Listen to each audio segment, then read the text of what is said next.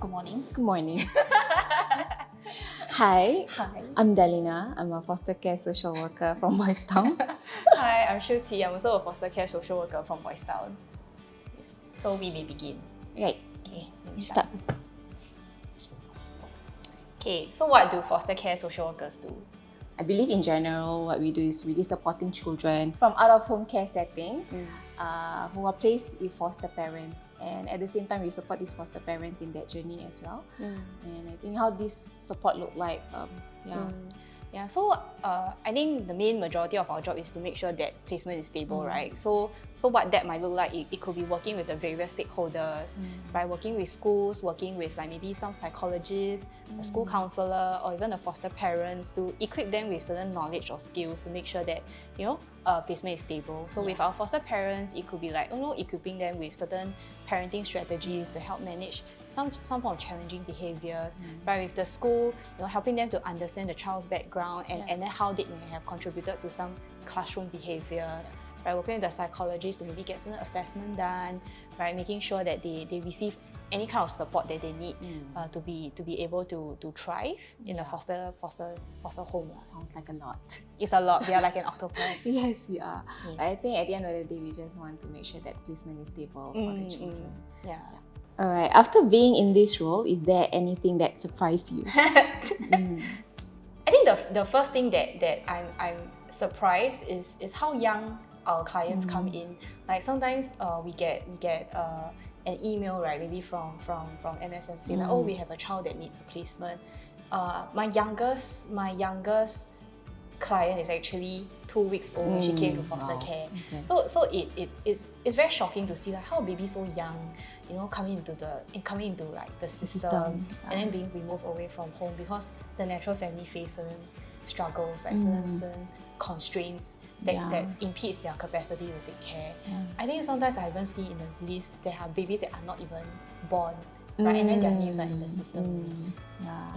That shows how much there's a need for foster parents.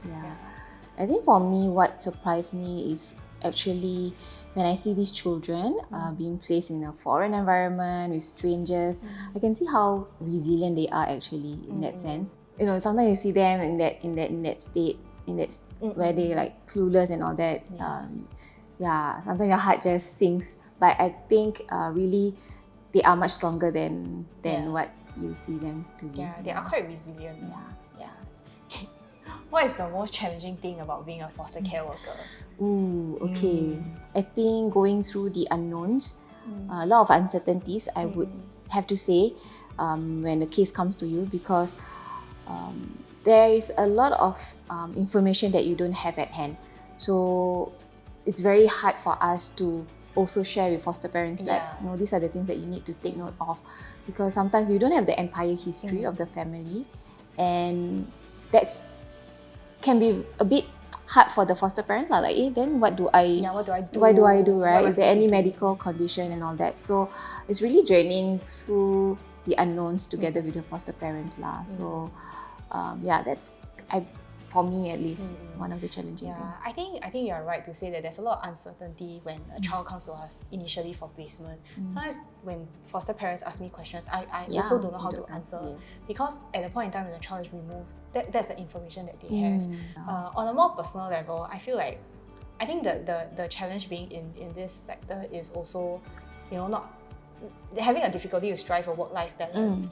I think we both know that sometimes we work past like our working hours, right? Technically 9 to 6, but we tend to, our foster parents come back home after work, so that will be like about 7. Sometimes we still do home visits. There are days that I remember I reached my home already and then I had to leave my house again, right? Because something happened, there was a crisis that happened, and then we have to drop everything and go down. It can happen on the weekend. So I think I don't have a family now. I have 2 cats. So I family think, too. Family. I'm a foreign. Yeah. So I think it is really striving that balance and having that your partner to also understand that this is part of your job. So sometimes you can't be around like 24/7. Can you share a memorable moment working with the foster families?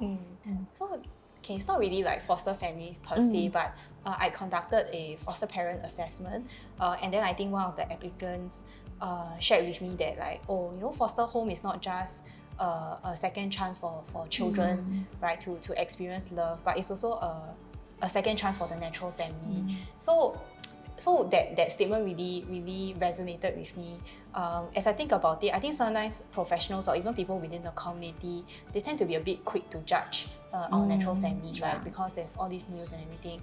Not like to me, it just feels like we also have to understand where our natural families are at this point of their life, right? Sometimes all these are intergenerational patterns, intergenerational trauma that is passed down from their own parents, from their grandparents to their parents, and then, you know, we are here to help them to break out of the cycle. It was really a statement that you know, stuck with me, and I feel like in our position we can also be a voice for advocacy for all these natural families, helping the different stakeholders to actually see the struggles that they are facing.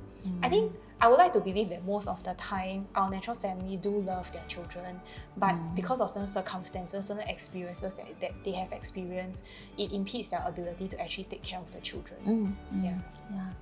I guess talking about natural family, one of the memorable moments that I have personally witnessed is seeing one of the foster child reintegrating to the natural family, and he was in foster care for about almost 8 years, I believe, if I remember correctly. And I can also imagine how hard it is also for the foster parent to, you know, having it's also kind of like a loss for them.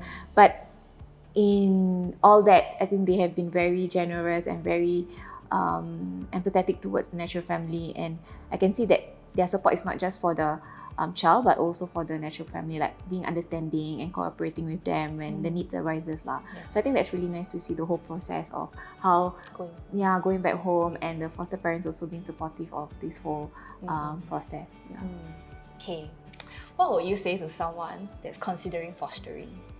I think just be prepared, because fostering is more than just having another member of the family in your house. So it's like really going through the systems, working with stakeholders, and also understanding the child, because the child can come in at any age, right? So you may not know how the child, how he behaves, how she behaves, and all that. So a lot of learning and unlearning sometimes. So be prepared, and how we can prepare themselves is really ask around those who have fostered before, look into the fostering website, or even come and attend our info sharing. Yes, and so can just ask us, reach out to any one of the foster care social workers. So really preparation is key. I think not just physically, mentally, emotionally, a lot of things, and it's a family thing. So I think need to have the buy-in of the different family members. I'm also thinking, I feel like a lot of people are quite hesitant to be foster parents, also because they feel like, you know, they have to be very extraordinary. They have to like be up there, you know. But actually, I think our foster parents are just like any other parents. They are trying their best, you know. They are just like you and I, trying to get through their day-to-day, right? You don't have to be like a superwoman, you know. Don't have to be like Mr. Incredible, Mrs. Incredibles.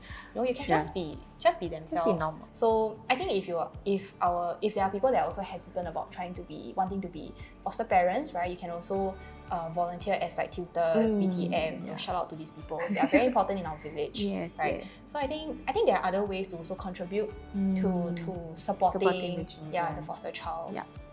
Definitely. Okay. What is one thing you hope the community knows about foster children?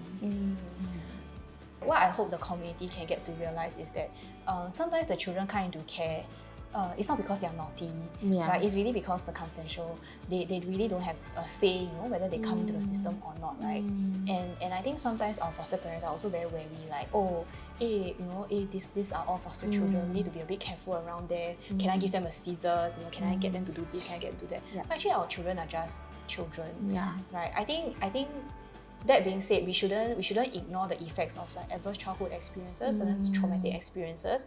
But it's also to while acknowledging that if these are experiences that have been through, can we also see the strengths that they have? It's actually important to see them just as children, because and not to treat them any differently.